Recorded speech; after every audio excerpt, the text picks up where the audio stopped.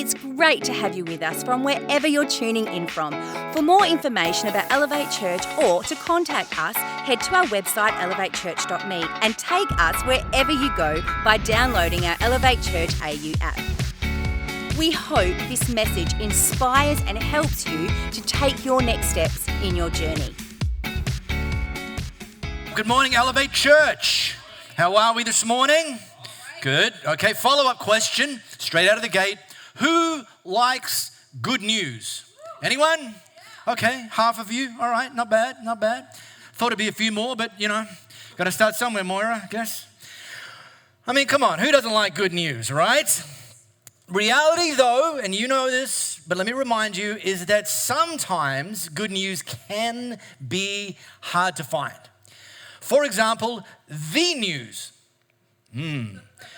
Came across a study recently that had been aggregating a group of news sources to score the ratio that was coming out of bad news stories compared with good news stories. And they discovered amongst these particular news sources that the ratio of bad to good was 17-1.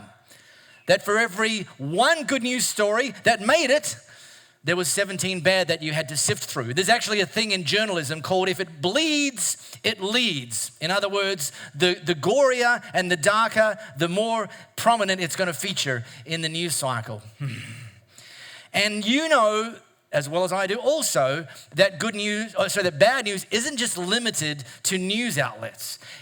Bad news can come into our lives in unexpected timings, and sometimes with more consistency than we might like. Your spouse rings you to tell you that the thing has broken again and you don't have the cash on hand to get the thing fixed.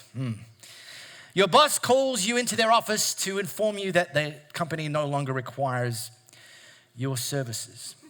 The doctor calls you to tell you that the test results are in, but says that you'd be better off coming in to see them for them to communicate the results.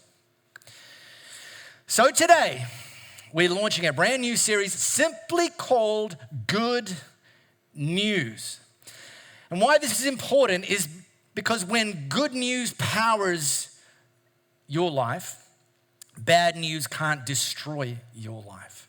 So we want to announce the good news and have it not ignore the bad news, but have it overrule and overrun the bad news. When good news powers your life, bad news can't destroy your life. And actually what we're going to do between now and in the run up to Christmas Eve is take a deep dive into a letter that a guy named Paul, and I'll explain who he was in a moment, wrote to the early church in Rome, as it were. And this letter that he wrote is just dripping with good news. The big subtext of this letter is how grace changes everything, and I'll cover that off as well. And really, it's very intentional that we're doing this in the run-up to Christmas to give us an opportunity as we focus on the good news of Jesus, that we're preparing our hearts to celebrate that. When we do so much preparation, we check off so many lists in the run-up to Christmas. Let's ensure that our heart preparation is at the top of our agenda as we go. So if you've got your Bible or Bible app, you can pop that open to Romans chapter 1. So this is the letter that Paul was like an entrepreneur of the early church. He would launch churches from scratch in key cities around the known world. He would then, over a period of time, identify an up-and-coming leader, and he would mentor that leader. He would ultimately hand the leadership of that church over to that local leader, and he would move on to launch other churches. He kept it in contact with the churches he launched, however, by visits and or in the form of letters. And we are very fortunate to have a collection of his letters in what we now call the New Testament, the new part of the Bible. And this is the one he wrote to the church in Rome. Fun fact, you won't get an exam on this, but he didn't actually launch the church in Rome. It kind of just popped up organically. What we call in the vegetable gardening space, a volunteer. You put compost up and a tomato bush arrives. You're like, I didn't plant that. It's like, this is how it was. This volunteer church just popped up in Rome. And Paul actually wrote to them, given that he didn't actually know them and know where they're at, he wrote this letter to them to give them like the big picture overview of what Jesus coming into this earth actually meant for them. It's like, if you didn't know this, you need to know this.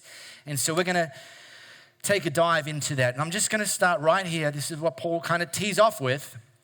The good news is about his son. In his earthly life, he was born into King David's family line, and he was shown to be the Son of God, when he was raised from the dead by the power of the Holy Spirit. He is Jesus Christ, the Lord.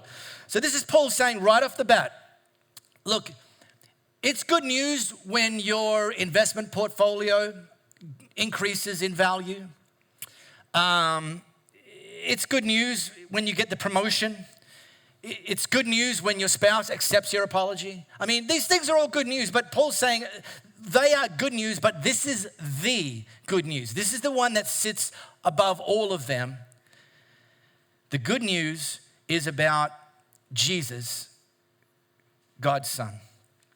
Now, question, has anyone ever had someone come up to them and tell you and lead with this statement? Listen, I've got some good news and I've got some bad news. Which do you want first? How many of you are on team good news first? Ange, you only? Really, Julie? What? You're not? Oh, who's on team bad news first? Yeah, see, I get it. I get it. You're like, come on. I can take a punch. I know it's probably going to knock me down, but then the good news is going to revive me and bring me back up, right? But here's the thing. What you're missing is sometimes if you're team good news first, you might get so swept up in the good news that the person just forgets to even tell you the bad news. It's like, oh, there was something else I meant to tell you. I can't even remember what it was now. And you're like, I dodged the bullet on that one. Anyway, whichever way you are, I understand. I got to say this, though. Paul, in this letter to the church in Rome, he was team bad news first. In fact, right in this first chapter of his letter, what he writes to the church there, big brain Bible scholars actually refer to it as the night. Like, Paul, things are getting pretty dark. And it's like, yeah, I know. I meant that. In fact, so intentional he was, because good news is actually even gooder when it's compared to bad news. It's like, if there's no bad news, then good news is good. But if it's like there was bad news, but then here's good news, the good news is even gooder, right? I mean, you know, the boss brings you into their office and says, it's the bad news. Your position in the company, we've had to actually make that position redundant. It's not you, it's us. However, we're launching a brand new department and we've created a position for you, and if you're willing to take it, it's available, it's all yours, and it comes with a pay increase. And you're like, well, that good news just got gooder. Doctor calls you in, says, yeah, you know that pain you've been feeling in your wrist? Bad news is it's a fracture. You're like, oh, well, that explains it. Great. Good news is, though, little Velcro cast, couple of weeks, you'll be fine. Plus, your employers just informed me that it's covered by workers' compensation. So just think of it like a 2-week vacation, catch up on your Netflix. And you're like, well, that good news just got gooder. It got gooder because it actually overrode the bad news. So Paul starts with the bad news before he gets to the good news. Well, here comes the night. What happened was this. Insert theatrical dark music. No. People knew God perfectly well.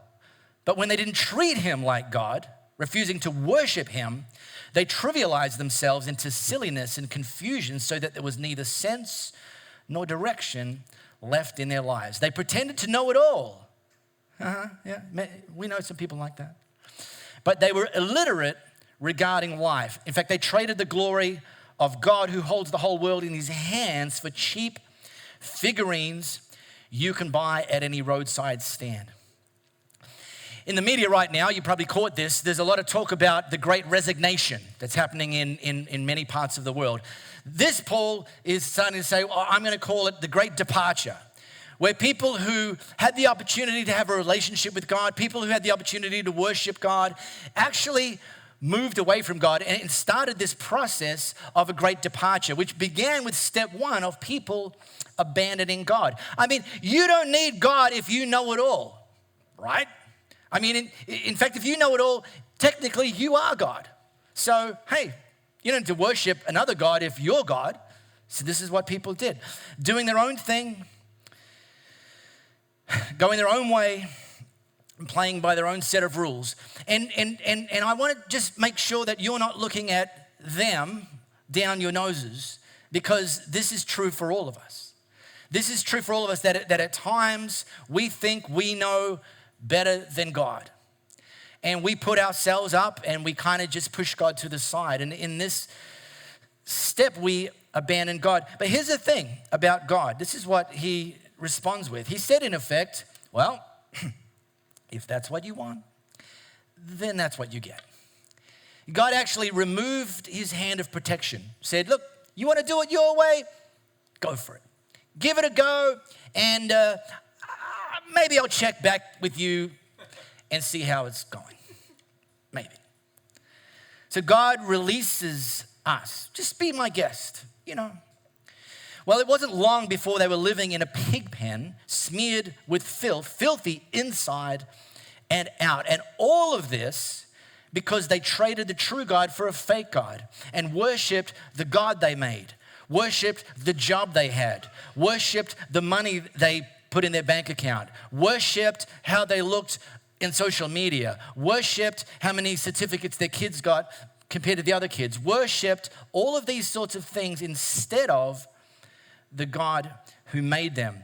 And then the night continued. He actually called them out on some specifics. I'm not going to put on the screen, but here's some of the list of things that people were doing when they moved away from God. Listen, see if any of these sound familiar. Not you, of course, but someone you know. You know, listening for a friend. Vicious backstabbing, envy, bickering. You know, I'm describing Christmas lunch for some of you people. Cheating, mean-spirited, and bullies. It's like, oh, yeah, I got to go to that workplace tomorrow, and those 6 things, my company ticks all of them. It's like, yeah, that's right. This was happening then, and it still happens now. You're like, sounds a lot like politics to me. Yeah, it does, yeah. Could be anything. But it could be us as well. We've been guilty of vicious backstabbing and envy and bickering and cheating, being mean-spirited, being bullies. By the way, this is the PG version. He had a longer list. I left some of the sort of more adult content out. You can read it for yourself. Highly recommend it. And what happened was this, when God just said, give it a go, let's see how it goes. You do it your way. Well, step 3 led to death and dysfunction and disaster. See, no surprises there. When we abandon God and think that we know better than him, and he lets us do it, it's no surprise that we don't get the results that God had intended for us. Instead, we just get these kind of low-level earthly results at best, but it actually often is far worse than that. Now, Paul then goes on into what we now call chapter 2 and tells the church in Rome that living this way, in fact, he says, we're all going to face God's judgment one day, all of us. However, living this way means that you're going to be judged pretty poorly, and you can't escape that. So just don't think that you can escape that. In fact, confront it now while you still can, before it's too late.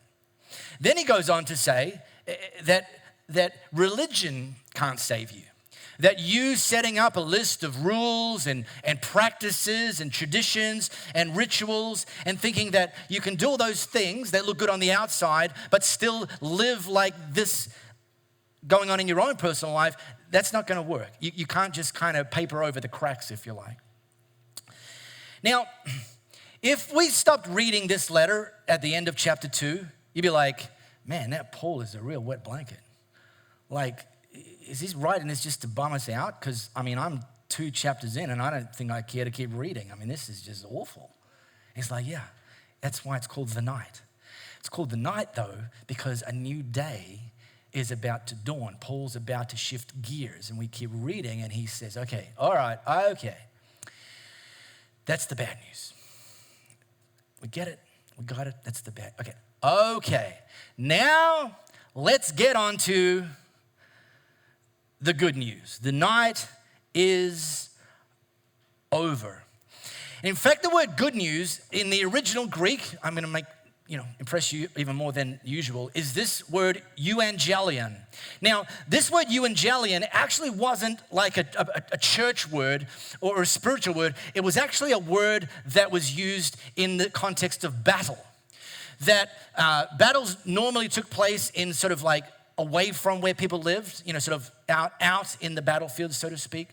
And what would happen is if your side, your people, if your people won the battle, then a messenger would be sent from the battlefield and sent back to you, the people in your town, in your village, to announce the euangelion, to let you know that the battle is over and you won, that your team won. And so Paul, right in this moment, is about to become that messenger. And he's about to deliver the euangelion, the good news.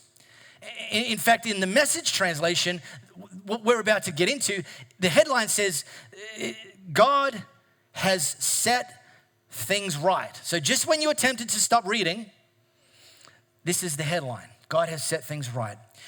Since we've compiled this long and sorry record of sinners, yeah, Paul, you kind of covered that, and proved that we are utterly incapable of living the glorious lives God wills for us, God did it for us.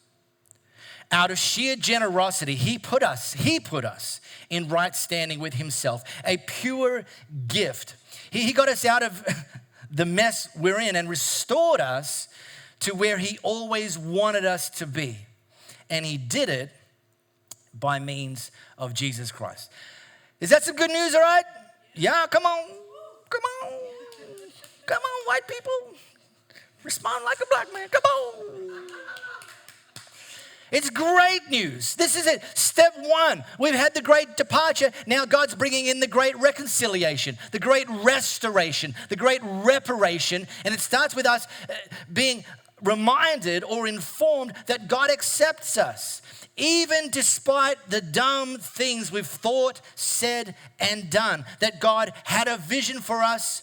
We departed from the vision. He didn't recommend it. He allowed it, but ultimately, when things got so bad that it was obvious that we couldn't help ourselves, we couldn't get back into a right relationship with God, he did it for us and reminded us right off the bat that he accepts you. All right, really? Really? But I did all that, yeah. God says, yeah, I know, I was watching.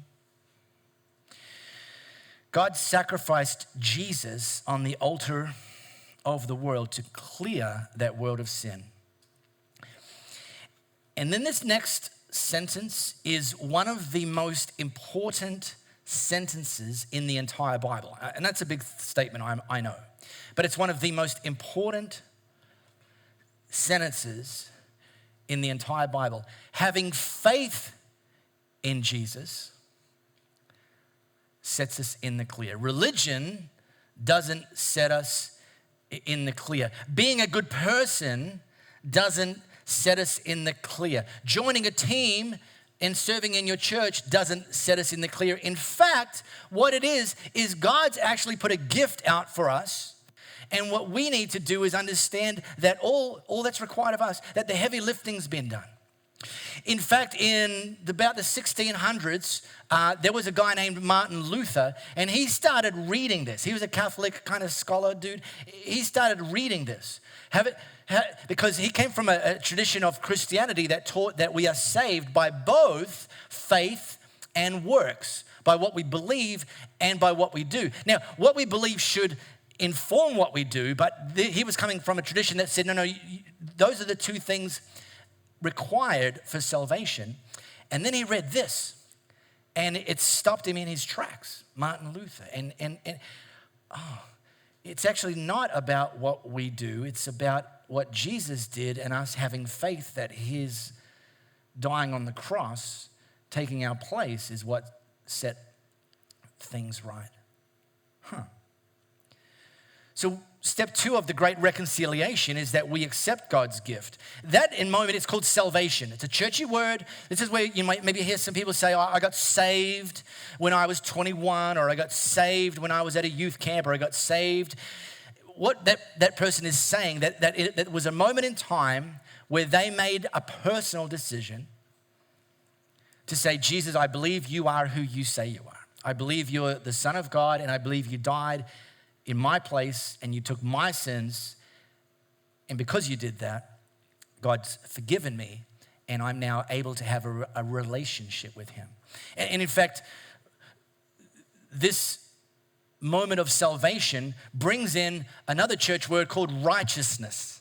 Now, righteousness simply means that we are now right with God. But again, despite what we've done, and not because of anything we've done, but because of what Jesus has done, and we accept his gift, we are made right with God.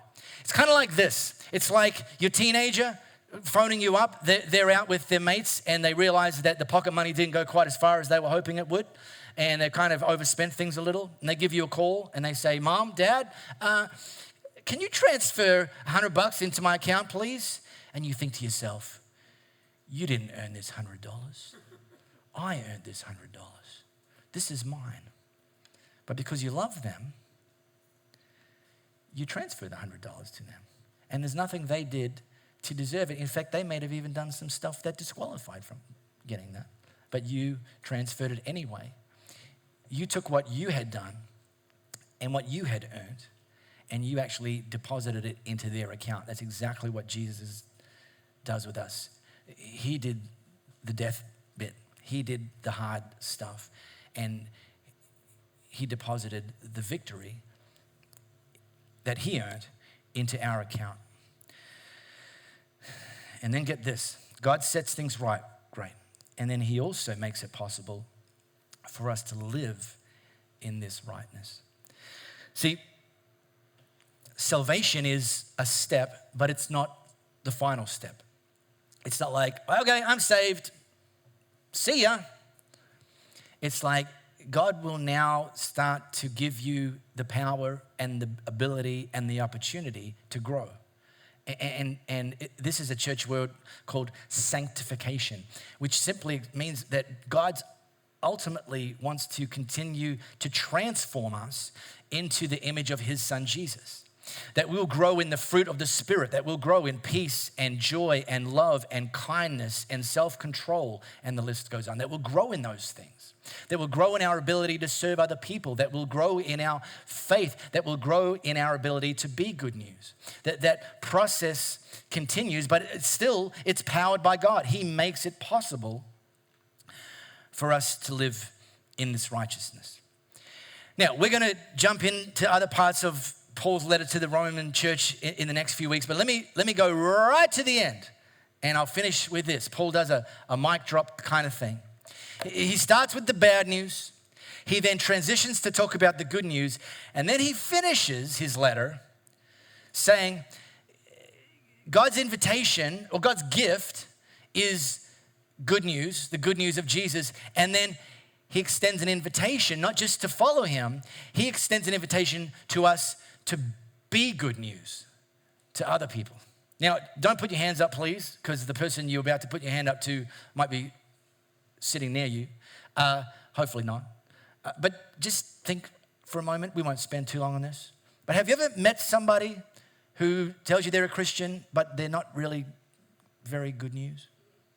You know that guy, that girl. God gives us an invitation not just to accept the good news, an invitation to actually be the good news, to actually live with joy like we've received good news. Because good news evokes something in us. To actually live with peace like we've received good news. To actually serve other people like we've received good news. And so this idea and this lead up to celebrating the birth and the gift of Jesus is about us, and it's about others. And I'm really excited and looking forward to taking us on that journey over the next few weeks. We really hope you got a lot out of this message. If you live in the Perth area, we'd love for you to join one of our live experiences. For times and directions, as well as information, head to our website, elevatechurch.me. For those of you beyond the Perth area, we'd love for you to connect with our online experience, which premieres every Sunday via YouTube and Facebook Live, and on demand immediately after. And to partner with us to reach more people by giving financially, head to our website, elevatechurch.me, and also download our Elevate Church AU app.